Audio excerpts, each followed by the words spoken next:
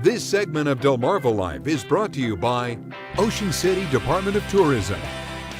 Usually when people think Ocean City, a few things come to mind: the sand, the surf, and the Ocean City Fishing Pier. The 107-year-old structure is 489 feet long and extends into the Atlantic Ocean. You'll recall the OC Pier took quite a beating during Superstorm Sandy, but no matter what Mother Nature has sent its way, the pilings continue to stand the test of time. Another thing standing the test of time in Ocean City is the nearly 2.5-mile long span of boards that make up the Boardwalk.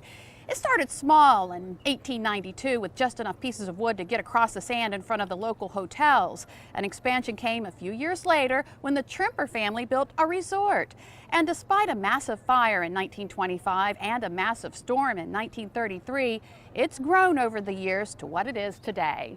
Well, as you can see, a lot has changed in Ocean City over the years. Some of the grand hotels and landmarks that shaped millions of memories are gone, but they're certainly not forgotten. That's why one local man decided to preserve those memories in a book called Vanishing Ocean City. For Salisbury native Bunk Mann, Ocean City is full of cherished memories. Ocean City to me is one of the most wonderful places in the world.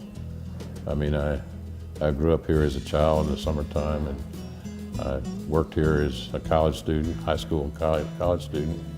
And today, I just spend a lot of time lying on the beach. So I love this town.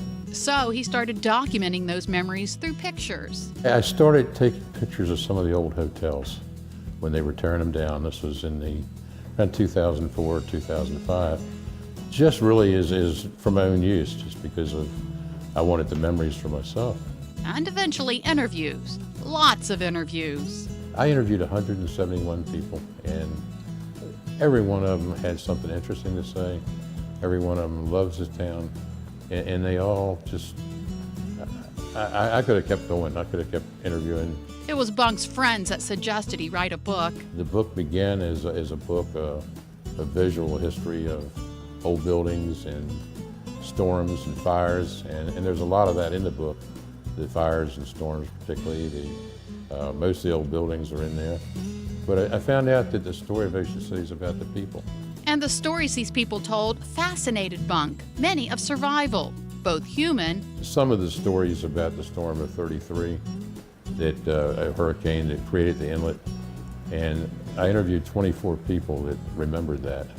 They were all children at the time, from 5 or 6 years old up to maybe 10 or 11 years old. And some of their memories as children, the storm that cut the island in half.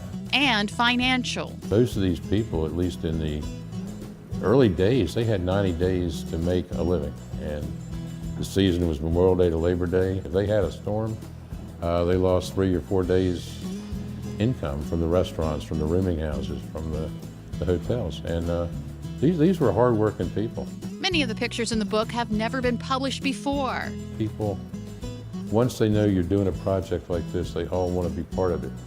They're proud of their families, they're proud of their town, and they want to share these feelings with other people. And they would call me up and say, hey, I have a picture of this, or I have a picture of this hotel, or I have this great picture of my granddad on the boardwalk in 1918, or in the old bathing suit, and they were volunteering this. Inside Ocean City publisher Sandy Phillips was quick to pick up publishing duties on this book.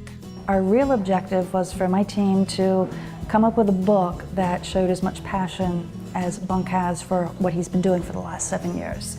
And that was really our goal. Something that he would feel like completed his journey, and that he would be able to package it and share it with other people. I just hope that this brings everybody has memories of Ocean City. It just helps to rekindle their memories, maybe adds a few memories. The book can be purchased in various locations, including the Life Saving Station Museum gift shop. Or you can go to our website, wboc.com, click on our picture at the top of the page.